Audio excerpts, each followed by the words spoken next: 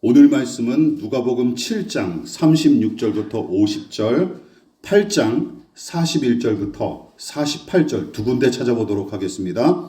신약 성경 누가복음 7장 36절부터 50절, 8장 41절부터 48절 말씀까지 미리 찾아두시고 함께 읽도록 하겠습니다. 자, 먼저 누가복음 7장 36절부터 50절 말씀까지 저와 여러분이 한 절씩 번갈아 가면서 읽겠습니다. 제가 먼저 봉독합니다.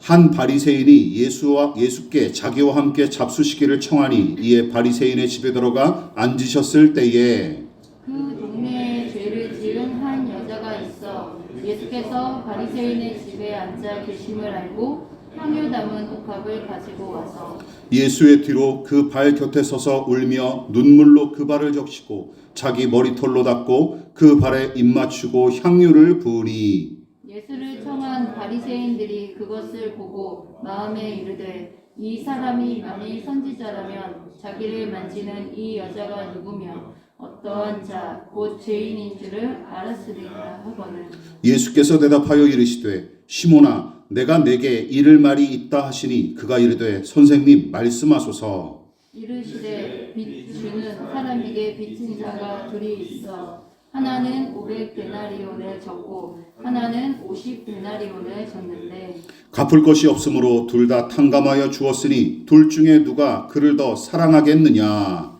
시몬이 대답하여 이르되 내 생각에는 많이 탕감함을 받은 자이니이다. 이르시되 내 판단이 옳다 하시고 그 여자를 돌아보시며 시몬에게 이르시되 이 여자를 보느냐. 내가 내 집에 들어올 때는 너는 내게 발 씻을 물도 주지 아니하였으되 이 여자는 눈물로 내 발을 적시고 그 머리털로 닦았으며 너는 내게 입맞추지 아니하였으되 그는 내가 들어올 때부터 내 발에 입맞추기를 그치지 아니하였으며 너는 내 머리에 감람유도 붓지 아니하였으되 그는 향유를 내 발에 부었느니라. 이러므로 내가 네게 말하노니 그의 많은 죄가 사하여졌도다. 이는 그의 사랑함이 많음이라. 사함을 받은 이 적은 자는 적게 사랑하느니라. 이에 여자에게 이르시되 내 죄 사함을 받았느니라 하시니 함께 앉아있는 자들이 속으로 말하되 이가 누구이기에 죄도 사하는가 하더라. 다 같이 예수께서 여자에게 이르시되 내 믿음이 너를 구원하였으니 평안히 가라 하시니라. 8장 41절과 48절 보도록 하겠습니다. 8장 41절과 41절부터 48절 41절부터 48절 제가 먼저 봉독하겠습니다. 이에 회당장인 야이로라 하는 사람이 와서 예수의 발 아래 엎드려 자기 집에 오시기를 간구하니 이는 자기에게 12살 된 외딸이 있어 죽어가미로라. 예수께서 가실 때에 무리가 말리었으나 이에 12회를 혈루증으로 앓는 중에 아무에게도 고침을 받지 못하던 여자가 예수의 뒤로 와서 그의 옷가에 손을 대니 혈루증이 즉시 그쳤더라. 예수께서 이르시되 내게 손을 댄 자가 누구냐 하시니 다 아니라 할 때에 베드로가 이르되 주여 무리가 밀어들어 미나이다. 예수께서 이르시되 내게 손을 댄 자가 있도다. 이는 내게서 능력이 나간 줄 알미로라 하시되 여자가 스스로 숨기지 못할 줄 알고 떨며 나와 엎드려 그 손댄 이유와 곧 나은 것을 모든 사람 앞에서 말하니 다 같이 예수께서 이르시되 따라 내 믿음이 너를 구원하였으니 평안히 가라 하시더라. 아멘. 말씀의 제목을 우리 다 같이 한번 읽어보시겠습니다. 자, 시작. 평안히 가라 하시니라. 평안히 가라 하시니라 라는 제목으로 이번 주와 다음 주에 걸쳐서 두 번에 걸쳐서 본문을 가지고 함께 은혜를 나누도록 하겠습니다. 늘상 말씀드리듯이 주위를 둘러보면 뱃속 편하게 사는 사람이 하나도 없는 것 같습니다. 게다가 누군가는 생존과 생계의 문제에 직면하여 불안과 공포에 떨기 일쑤죠. 그래서 누군가는 행복감을 크게 누리는 일은 고사하고 잠깐이라도 평안하기를 바라는 사람들도 우리 주변에는 적지 않은 것 같습니다. 오늘 본문에도 행복이나 평안한 삶과는 너무나 거리가 먼 두 여자가 등장하죠. 7장에 등장하는 여인은 바리새인의 집에 초대를 받은 예수님께 향유를 부어드린 일로 유명한 사람이고 12년 동안이나 시도 때도 없이 하혈하는 질병으로 내내 고생하다가 극적으로 예수님을 만나 치료를 받은 여인도 신자들 사이에서는 꽤 널리 알려진 유명한 인물입니다. 오늘 제가 이 두 여인의 이야기에 주목한 이유는 예수께서 두 사람을 향해 축복하신 말씀 때문이죠. 바로 이 내용이죠. 같이 한번 읽어볼게요. 시작. 평안히 가라.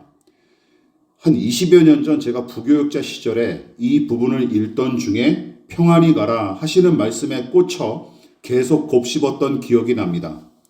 게다가 위헌적 불법적 계엄을 일으켜 무력으로 국회와 국민을 짓밟으려던 대통령의 내란 행위는 물론이고 불안한 정국이 여전히 계속되는 이 시기에 자주 생각나서 기도하는 제목이기도 합니다. 또한 이런저런 일로 고통스러워하는 주변 사람들에 대한 안타까움도 한몫하는 탓에 더더욱 세상의 평안과 평강을 바라고 기도하는 것 같습니다.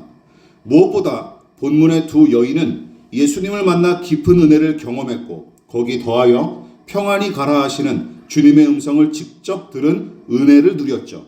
그렇다면 예수님은 무슨 의도로 두 여인에게 평안히 가라 하고 말씀하셨을까요? 우선 말 그대로 지금까지는 불안과 두려움으로 살며 여기까지 왔겠지만 이제부터는 평안하게 너의 길을 가라 하는 의미로서 어떤 의미를 담고 있다고요? 평안한 삶으로의 변화와 출발의 의미를 담고 있다고 볼 수 있습니다.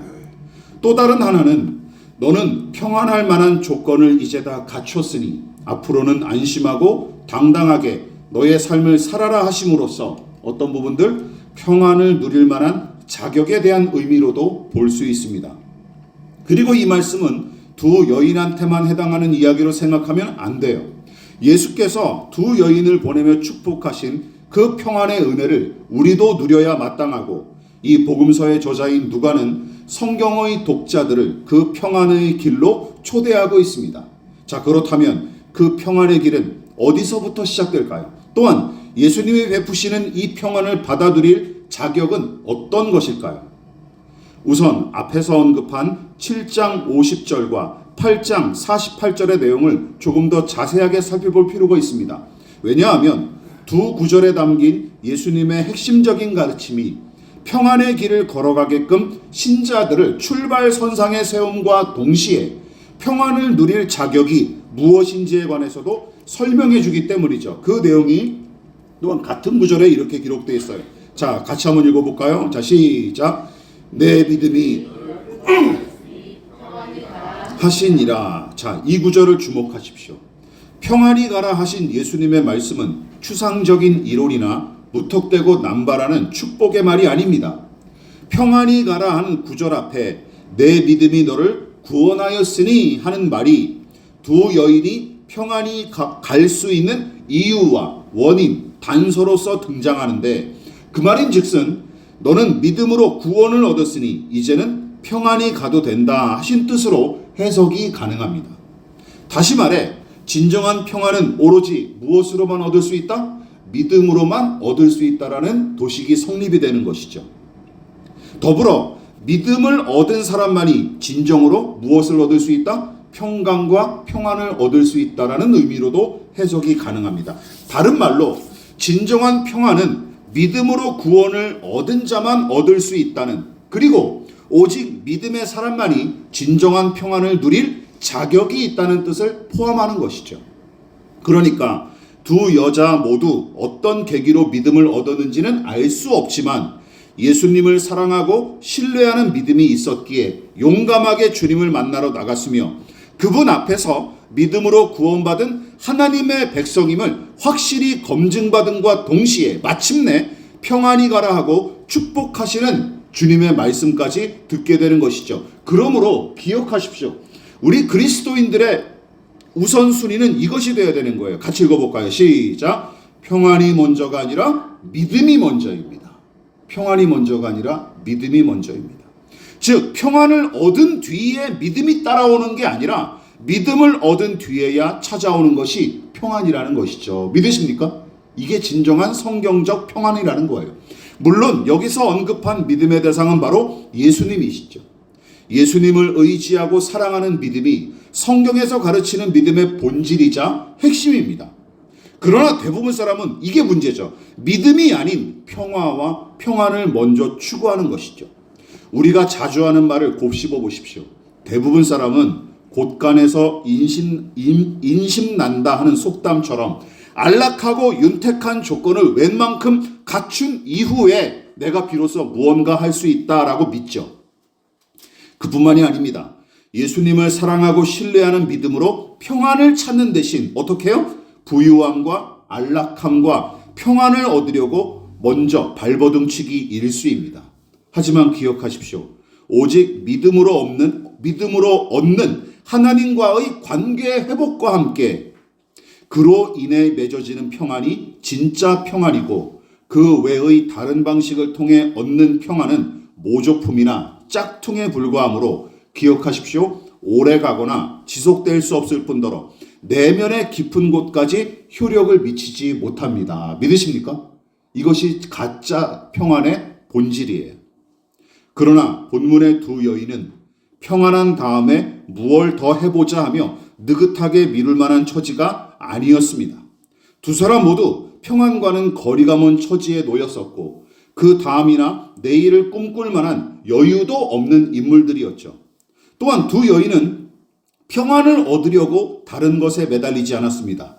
오직 예수님만 바라보고 나온 여인들이었죠. 그렇다면 이 두 여인은 어떤 예수님을 믿고 그분 앞에 나왔을까요? 그리고 어떤 믿음으로 평안을 얻었는지 우리가 7장과 8장을 통해 함께 살펴보도록 하겠습니다. 자, 무엇보다 두 사람 모두 공통점이 있는데 어떤 공통점이 있습니까? 그 자리에 어울리지 않는 사람들이란 공통점을 지닙니다. 즉, 초대받지 않는 손님이자 불청객으로 등장한다는 말이에요. 왜냐하면 두 여인 모두 부정하다고 일컫는 사람들이기 때문입니다. 자, 본문이 두 사람에 관해 소개한 내용을 함께 살펴보도록 하겠습니다. 7장 37절 시작. 그 동네에 죄를 지은 한 여자가 있어. 8장 43절 시작. 12회를 혈루증으로 앓는 중에 아무에게도 고침을 받지 못하던 여자가. 여러분, 향유를 부어드린 7장의 여인은 누가는 죄를 지은 한 여자로 소개하는데 대부분의 신학자는 이 여인을 몸을 팔아 먹고 사는 창녀, 창기로 해석을 합니다. 8장의 여인도 그 정도는 아니지만 비슷한 처지였어요. 여러분, 혈루증이란 보통 여성이 생리하는 수준을 넘어서 심한 하혈이 자주 일어나는 증상을 가리키는데 무려 여러분 12년 동안이나 그 질병을 앓았으니 몸이 나말할 리가 있겠습니까? 게다가 평범한 일상을 제대로 누려보지도 못했을 거예요. 게다가 당시 유대인들은 율법에 따라서 생리 기간 중인 여성을 부정하게 여겼고 심지어 하혈하는 것 자체도 부정하게 여겨서 접촉마저도 금지했었습니다. 레위기 15장을 볼게요. 같이 읽어볼까요? 자, 시작. 만일 여인의 피의 유출이 그의 불결기가 아닌데도 여러 날이 간다든지 그 유출이 그의 불결기를 지나도 계속되면 그 부정을 유출하는 모든 날 동안은 그 불결한 때와 같이 부정한지. 결국은 하혈하면 어떻게 취급한다는 거예요? 부정 탔다고 취급을 하는 거예요. 다시 말해 12년 동안 혈루증으로 고생한 이 여인은 어떤 존재로 전락이 된 거예요? 접촉을 삼가해야 할 부정한 사람으로 취급받으면서 여러 가지 고통을 받았을 것입니다. 그렇다면 여러분, 그녀가 그런 질병에 걸리기를 바랐을까요? 말도 안 되죠. 오히려 생각조차도 못했을 것입니다. 생각해 보십시오. 줄담배를 피우고 매일 술을 퍼마시며 성격이 못 같아도 장수하는 사람이 있는가 하면 술, 담배 근처에도 안 가고 건강식을 먹으면서 선하게 살던 사람이 불치병에 걸리는 일도 비일비재합니다. 제 주변에도 다 그랬어요. 예상치 못하던 분이 갑자기 암에 걸려 돌아가시고 그런 일들이 비일비재합니다. 그리고 아유 죽어라 좀 제발 먼저 가라 하는 인간들이 어쩜 그렇게 잘 먹고 잘 사는지 모르겠어요. 그러므로 이렇게 생각하시면 안 돼요. 혈루증이 생기게끔 살았겠지 하고 트집 잡지는 마십시오. 죄를 지은 한 여인도 다르지 않습니다. 오늘날도 마찬가지지만 당시에 창기는 가장 더럽고 저급한 부류로 취급을 받았습니다. 예수께서 대제사장들과 장로들의 위선을 비판하며 말씀하신 교훈에 그녀들이 등장하는데 어떤 용도로 등장하는지 한번 보시기 바랍니다. 자, 마태복음 21장 31절 시작. 내가 진실로 너희에게 이르노니 하나님 나라에 들어가리라. 자, 여러분, 여기 예수께서 세리와 창녀, 세금 징수원과 창기를 굳이 언급하신 이유가 무엇일까요? 유대인들의 관념과 관습으로는 그들이야말로 하나님 나라와 가장 동떨어진 부류였기 때문입니다. 얘네들은 그냥 지옥 갈 놈들이야 라고 유대인들은 여겼다라는 것이죠. 하나님께 저주, 하나님께 버림받은, 하나님을 대적하는 존재로 여겼다는 거예요. 즉 유대인들은 세리와 창녀를 지옥불에 떨어져야 할 부류 중에서도 1순위로 여겼는데 예수께서 대제사장들과 백성의 장로들을 향해 이렇게 얘기하셨죠. 세리와 창녀가 차라리 너희들보다 낫다라고 비판하셨으니 여러분, 유세를 떨며 거드름 피우던 작자들이 얼마나 자존심 상하고 분노했겠습니까? 아니 우리가 세리와 창녀보다 못하다는 거야? 하면서 이제 기분 나빠했겠죠. 어쨌든 창녀는 평범한 사람들과 상종하지 못할 부류였고 혈루증을 앓던 여인도 그동안 똑같은 취급을 받으며 살았던 게 틀림없습니다. 그래서 그녀가 예수님 앞에 당당히 나타나지 못하고 어떻게 다가가요? 몰래 뒤로 다가가 옷만 만진 이유도 여기에 있습니다. 몰래 다가갔던 이유가 여기에 있는 거예요. 여러분, 그 당시 이렇게 부정하게 취급받던 사람이 외부에서 활동하다가 혹여 다른 사람과 접촉하는 일이 발생하면 기억하십시오. 고의로 죄를 저지른 거로 여겨서 처벌당했습니다. 처벌당했어요. 돌맞아 죽기도 했었습니다. 7장의 창녀도 마찬가지입니다.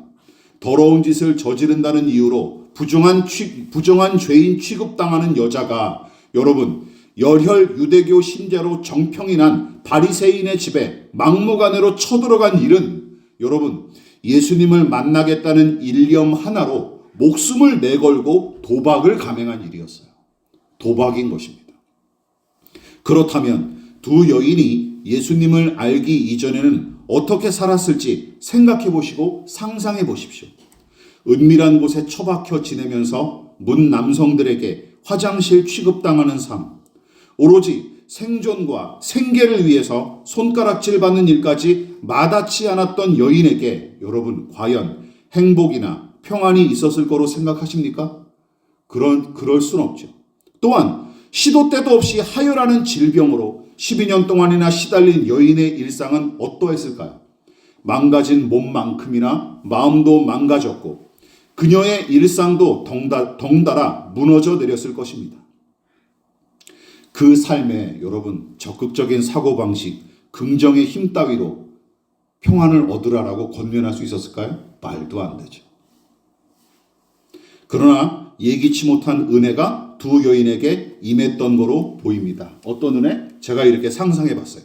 두 사람은 예수님과 그분의 행적에 대해 들으며 믿음을 얻었던 것 같고 그 믿음은 두 사람에게 해묵은 관습이나 타인의 시선에 연연하지 않을 수 있는 힘과 용기를 공급했기에 두 사람은 위험을 무릅쓰고서라도 주님 앞에 용감히 나아갈 수 있었던 것으로 보입니다. 믿으십니까? 이게 그들에게 있었던 믿음이었다라는 것이죠. 특히 창녀로 알려진 7장의 여인은 예수님을 죄인의 죄를 용서하시고 죄의 문제를 해결하신 분으로 믿고 감사하며 값진 향유를 부어드렸는데 예수님은 바로 그녀의 중심이 담긴 섬김 직후에 다음과 같이 선포하십니다. 7장 48절 같이 읽어볼게요. 시작. 이에 여자에게 이르시되 내 죄사함을 받았느니라 하시니 예수님의 이 말씀이 선포된 후 누가복음은 이렇게 기록하죠. 주변에 있던 바리새인들과 초대받았던 손님들이 이렇게 생각했대요. 자기가 뭔데 사람의 죄를 용서한답시고 까부는가 하고 생각했던 사람들이 있었던 거로 기록합니다. 당연한 반응입니다. 왜냐하면 유대인들은 죄를 용서하고 죄 문제를 해결할 분은 오직 누구밖에 없다고 생각했어요? 여호와 하나님밖에 없다고 생각했기 때문이죠. 오직 하나님만이 죄를 용서하시고 죄의 문제를 해결하시는 분입니다. 그렇다면 창녀로 알려진 이 여자는 예수님을 하나님처럼 죄를 용서하시고 죄의 문제를 해결하실 분으로, 다시 말해 하나님과 동등한 권위와 권세를 지닌 분으로 믿었던 게 틀림없습니다. 믿으십니까? 그 믿음이 이미 있었던 게 틀림없어요. 기억하십시오. 올바르고 합당한 믿음의 내용이 올바르고 합당한 믿음의 행동을 낳습니다. 믿으십니까? 기억하십시오. 다시 한번 강조합니다. 올바르고 합당한 믿음의 내용이 올바르고 합당한 믿음의 행동을 낳는 거예요. 더하기, 나누기, 빼기, 곱하기를 바르게 배워야지 1 곱하기 1이 3이다 라고 배우면 수학은 그냥 무너지는 겁니다. 그렇지 않습니까? 우리 믿음의 내용도 마찬가지예요. 바르게 배워야 바르게 실천할 수 있습니다. 물론 바르게 배운다고 바른 실천을 다 낳는 것은 아니지만 그래도 그 본바탕이 올바라야 그 위에서, 그 토대 위에서 올바른 행동을 낳을 수 있다는 것이죠. 혈루병을 앓던 여자도 마찬가지였습니다. 그녀도 예수님을 향한 모종의 믿음이 있었기에 고통을 무릅쓰고 나올 수 있었던 것이죠. 즉 예수님의 몸에 손을 대려는 노력으로 믿음을 얻은 게 아니라, 순서를 잘 기억하십시오. 몸에 손을 대려는 노력으로 믿음을 따낸 게 아니에요. 그녀의 중심에 믿음이 이미 있었기에 본문과 같이 행동했다고 보는 것이 옳습니다. 믿으십니까? 이미 믿음이 전제에 있기에 그런 행위를 낳을 수 있었던 것이죠. 같은 이야기를 기록한 마가복음을 함께 보도록 하겠습니다. 자, 마가복음 5장 27절 28절 시작. 예수의 소문을 듣고 무리 가운데 끼어 뒤로 와서 그의 옷에 손을 대리 이는 내가 그의 옷에만 손을 대어도 구원을 받으리라 생각함일러라. 여러분, 예수님의 옷자락만 만져도 병이 나을 수 있을 거로 믿었다는 말인데, 만일 단순히 병이나 고쳐볼 요량이었다면 이 여인은 어땠을까요? 하혈이 그치자마자 그 자리에서 떠났을 것입니다. 그렇죠? 그게 당연하잖아요. 병이 낫는 게 목표이기자 가장 큰 목적이었으면 병이 낫자마자 그 자리를 그냥 훅 떠났어야 돼요. 그런데 여러분, 이 여인이 참 희한하지 않습니까? 어떤 행동을 보여요? 병이 나은 것을 확인한 뒤에도 떠나지 않고 머뭅니다. 예수님 곁에. 그 이유는 오로지 예수님 때문이죠. 결국은. 즉 병고침이 그녀의 최종 목표가 아니라 예수님이 목표였다라는 뜻입니다. 그 외에는 그녀가 그 자리에 남은 이유를 설명할 방법이 없습니다. 병 고치는 것도 중요했지만 누구를 만나는 게 더 중요했다? 예수님을 만나는 게 더 중요했다라는 것입니다. 이 정도면 칭찬 들을 만한 믿음이 아니겠습니까?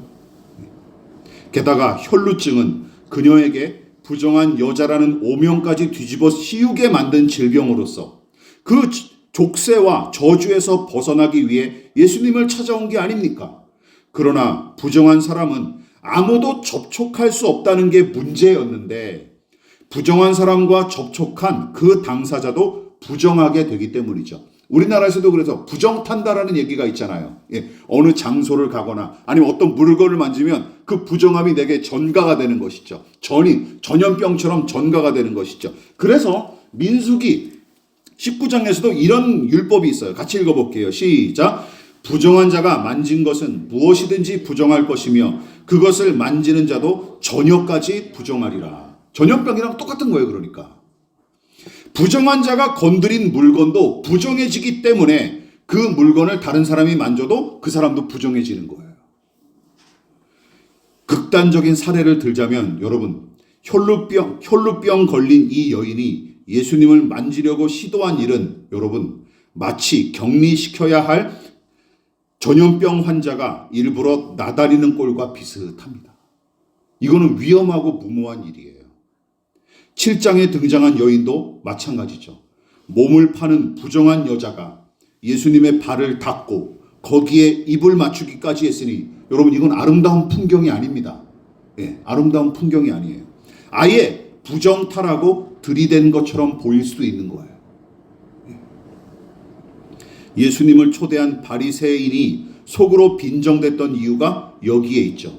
그는 속으로 이렇게 생각했을 거예요. 이 여편네의 정체를 알았다면 근처에 얼씬도 못하게 할 텐데 이놈이 뭣도 모르니까 입 맞추고 머리카락으로 닦도록 내버려 둔다 하고 생각했을 거예요. 하지만 두 여인 모두 예수님을 부정하게 할 의도로 나온 것은 절대로 아니었습니다.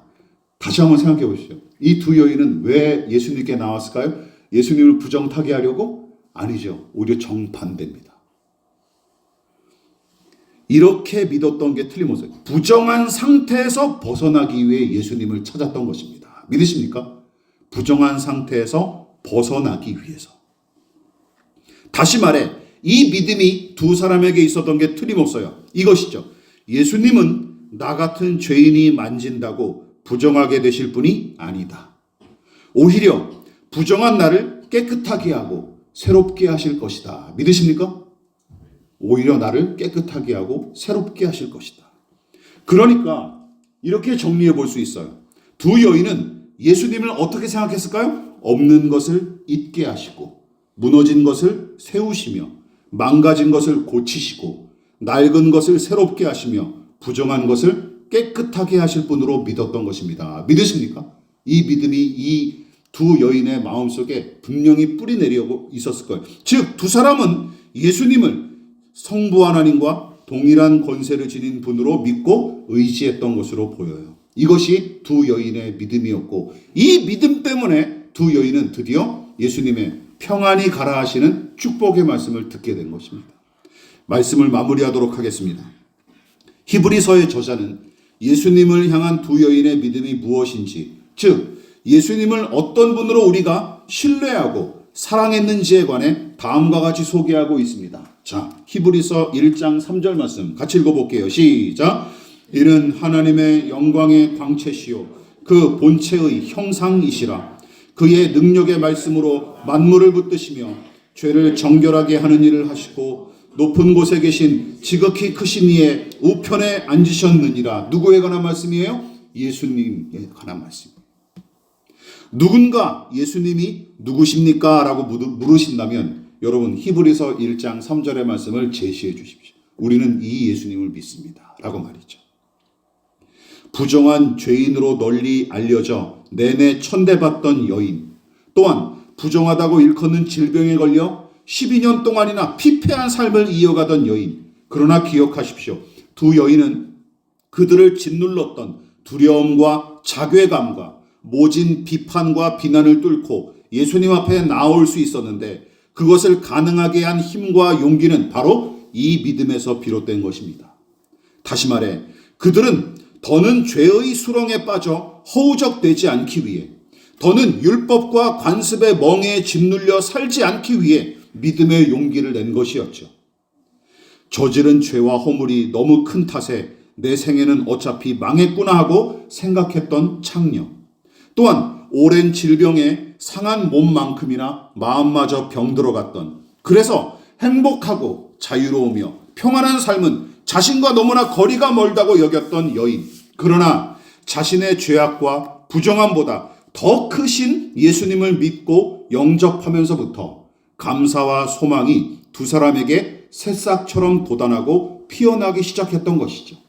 그래서 7장의 여인은 바리새인의 종교적 권위와 주변 사람들의 시선도 두려워하지 않고 오로지 죄를 용서하시고 죄인을 긍휼히 여기시는 예수님 앞에 용감히 나아갈 수 있었던 것입니다. 혈루증을 고친 8장의 여인도 마찬가지예요. 절망과 사망으로 내몰았던 중한 질병의 무게는 물론이고 도저히 씻어낼 수 없을 것만 같았던 부정함의 무게보다 겨자씨만한 크기일지라도 그녀의 내면에 자리매김한 믿음이 더 강하고 강력했기에 그녀는 용감히 예수님의 옷자락을 만질 수 있었던 것입니다. 그리고 예수님은 바로 그 믿음의 자리에 선 두 여인을 향해 뭐라고 선언하신 거예요? 평안히 가라 라고 선언하신 것입니다. 불신앙과 죄악의 공기를 들이키면서 타락의 수렁으로 한없이 추락하던 인생이 죄를 용서하시는 예수님을 믿음으로 의지하면서부터 평안의 날개를 펴기 시작했습니다. 병든 육체와 절망에 사로잡힌 마음으로 내내 고통스러운 나날을 항해하던 인생이 능력의 예수를 선장으로 보시면서부터 은혜의 바람을 따라 소원의 항구로 평안히 항해할 힘을 얻게 된 것이죠. 그래서 다시 한번 강조합니다. 평안보다 믿음이 먼저입니다. 믿으십니까? 평안보다 예수를 향한 믿음이 먼저입니다. 그러므로 평안부터 무턱대고 찾지 마십시오. 평안은 믿음의 열매이자 꽃입니다. 생각해 보십시오. 뿌리와 줄기를 잘라버리고 열매와 꽃을 얻을 생각이십니까? 그거는 불가능한 일입니다. 그러므로 평안히 가라 하신 주의 말씀이 저와 여러분에게도 동일하게 들려오기를, 그래서 우리도 평안히 가기 위해서 예수님을 더더욱 사랑하고 신뢰하는 믿음을 갖출 수 있기를 주님의 이름으로 부탁을 드리겠습니다. 그러므로 너희는 이렇게 기도하라. 하늘에 계신 우리 아버지, 아버지의 이름을 거룩하게 하시며 아버지의 나라가 오게 하시며 아버지의 뜻이 하늘에서와 같이 땅에서도 이루어지게 하소서. 오늘 우리에게 일용할 양식을 주시고 우리가 우리에게 잘못한 사람을 용서하여 준 것 같이 우리 죄를 용서하여 주시고 우리를 시험에 빠지지 않게 하시고 악에서 구하소서. 나라와 권능과 영광이 영원히 아버지의 것입니다. 아멘.